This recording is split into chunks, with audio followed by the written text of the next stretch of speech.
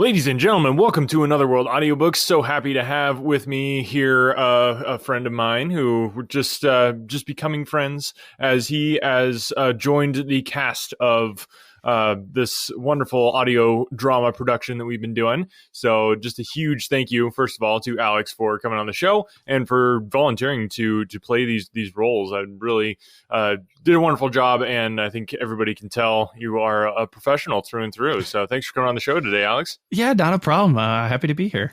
This is neat. Yeah. Why don't you tell everybody like what roles you had and kind of your reflections on the production side of things. Okay. Well, I play Old Joe and the Debtor in Staff 4. It was great because Christmas Carol is one of my favorite stories. And Nice. when I saw the opportunity to be a part of this and to give back to people with this wonderful story, I thought, go for it. My ideal image, like the top tier that I hold for this story is Scrooge with Alistair Sim. It's one of the classic tellings. So that's kind of what I tried to base my takes of the characters on. And it was a ton of fun, and I can't wait to hear the whole thing put together.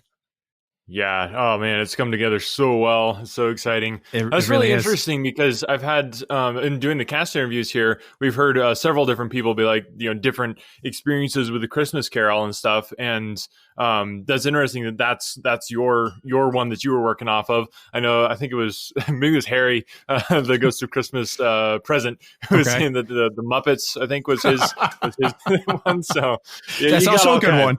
That's also a good one. So we were not talking before the interview about the fact that you do audiobooks. And, no, we were not. We were not talking about that at all. No, it's completely fresh, and this is a first time I'm hearing about question. So you do audiobooks as well, yes. But you have a normal day job too. So this is kind of more of a hobby for you right now. Currently, yes. Full time, I do personal training. And this kind of became my hobby during when the pandemic hit and I was laid off. And I was like, you know what? Now's the time. Go for it. It's always been a dream. So, looking to turn it into a full-time gig. I have a couple books on Audible that I've narrated, and awesome. Just looking to branch out and really see where this takes me. Yeah. Well, tell me about the books that you've done. That's so much fun. I've done a couple Westerns, a couple fantasies, and there's one that came out that they're actually in the process of turning into a TV show over in England. Yeah, it's really neat. Wow. Yeah, I don't want to give too much away because it's still in the works, so I don't want to get people excited about a TV show that may or may not happen. But it's a ton of fun. Though. Ton of fun. Yeah, that's awesome. That is so cool. Yeah. Doing audiobook narration, like when you're starting out, you can't be too picky, but it seems like you've landed on some cool ones to start with.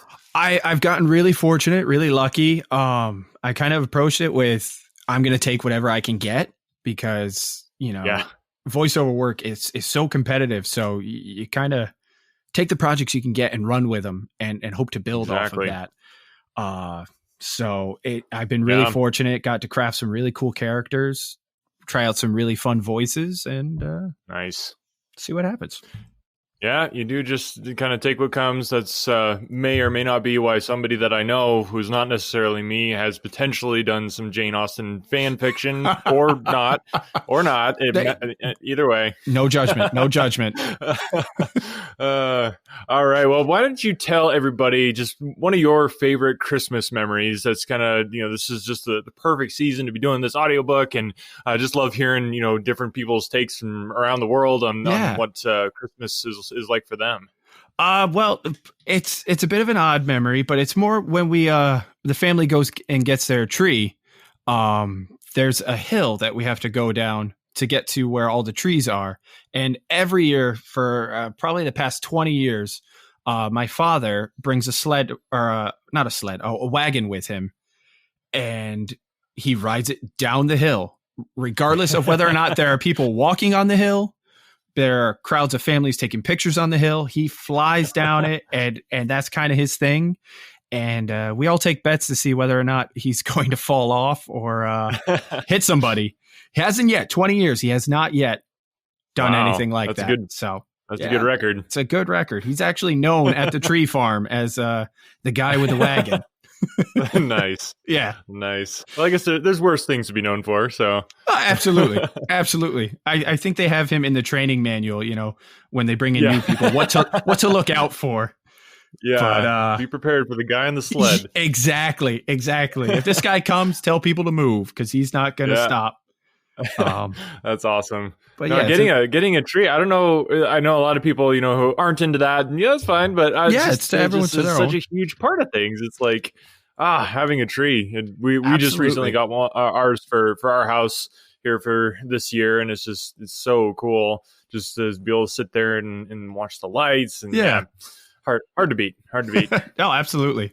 It's something nice to see in the living room. I don't know. Yeah, for sure. Yeah. All right.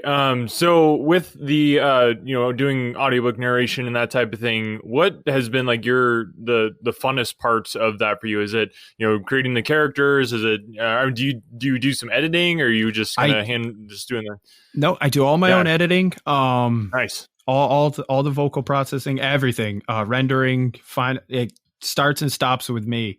The funnest part I'd have to say is definitely crafting the characters, trying to figure out based on physical descriptions and just reading their dialogue. Like, all right, how is this person going to sound? Are they a bigger person, so they have a little bit of a slower talk, or are they more upbeat, so they're talking a little bit quicker? And you have to figure out, okay, how am I going to put some pauses while they think about what they're trying to say, but it comes out so fast. It's the most fun I've ever had doing a job, and I absolutely love it. I don't know if it really qualifies as a job, honestly, but I'm trying to keep that under wraps. Yeah, no, I don't tell people that this is my job. That's why I call it a hobby. There you go. Nice. Yeah. So with the personal training, how did you get into that? It's actually what I went to college for. Nice. I got my degree in it, and then the gym I currently work at, they recruited me right out of college to kind of come in and help build some programming for them.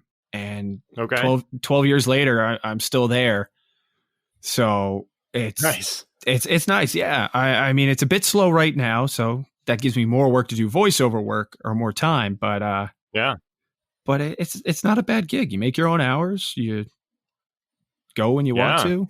No kidding. Yeah, the money's there. A certain type of working out type of stuff, or like you doing HIIT and cardio, or more like weight bodybuilding, or I tend to do a little bit of everything. I try to base it off what the client wants.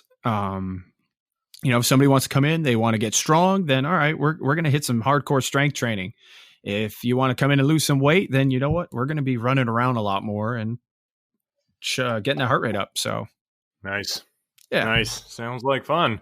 Well, people, if you need a personal trainer who also has a great voice for audiobooks, it's a great combination, because if you're gonna be working out, you don't want a scratchy voice, telling you what to do. You got this nice this audiobook voice guiding you through the process.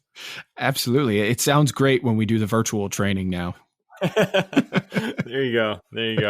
Yeah. Well, awesome, Alex. Thank you so much for being willing to volunteer your time and talents to make this happen. And it couldn't happen without you. And it just came together so awesome. Just so excited and proud of what we built together. All 21 of us, or however many people it ended up being. It's pretty cool. No, thank you so much. This has been awesome, and I'm more than happy to give back to people who need it. So thank you for letting me be a part of this project. Yeah, well, thank you. And do you want to tell people, like, is there a good spot for people to connect with you on social media, or check out some of your work and that type of thing? Or? Yeah, you can find me at you can find me on Facebook. My name, Alex Lagase. Search me. My profile picture is the one from Love Actually. I'm the guy with the 3 girls around him. And then you can also find me on ACX if you happen to be writing a book and looking for a narrator. And I'm also on voices.com. You can find me on there. Okay. And all right. Well, thank you so much again. And thank you, everybody, for listening. It's so cool to be able to do these cast interviews and just kind of introduce you to the people who you're hearing in the audio drama. Because usually it's just me, and that's kind of gets a little boring. But now we'll be able to bring on some extra people. And just so cool to be able to introduce you to them here on the podcast. So hope you're enjoying these little cast interviews, and hopefully be able to do some more here before we get to Stave 5, which is coming up soon. So stay tuned for that. And thank you again for listening. Thank you for donating to Operation Christmas Child. Remember, if you would like the full version of the audio drama, all you got to do is go to Operation Christmas Child's website, and the link is down in the description of the episode down below, or you can go to anotherworldaudiobooks.com to find that link. So just go there, donate, and then send me an email to anotherworldaudiobooks@gmail.com, and I will put you on the list to get a free version of the full audio drama when it drops. So thanks again for listening, and remember to share the podcast with people that you know who would enjoy this kind of awesomeness. Thanks for listening.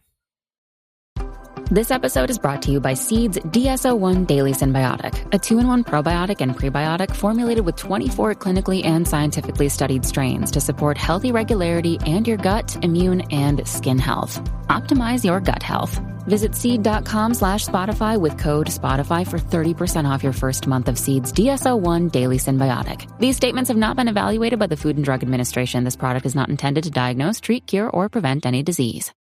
When I was in school, I absolutely hated writing. It wasn't until I was a bit older that I came to understand the power of words. If you're a business owner, you understand that power too. A business blog, when done right, can drive sales, increase revenue, and get you more customers. But as a business owner, you probably don't have the time to do all that writing. Plus, if you're not a copywriter by trade, you might feel like you're just kind of throwing words out there and they're not actually accomplishing anything. The good news is, there's a simple solution. Check it out. I call it the ultimate blog post checklist for businesses with online stores. This checklist will allow you to write better, more effective articles that convert readers into buyers. It's full of easy-to-follow examples to get your creativity flowing based on experience of nearly 1 million words written, and best of all, it's effective on any type of article in any industry or niche. I've successfully used this exact checklist on topics from pool table reviews to investment advice. Tired of spending tons of time writing stuff that doesn't convert? This checklist will change that by giving you highly effective blog posts and articles that transform readers into paying customers. Go to invicta.enterprises/free checklist and start saving time and transforming your writing now. That's invicta.enterprises/free checklist.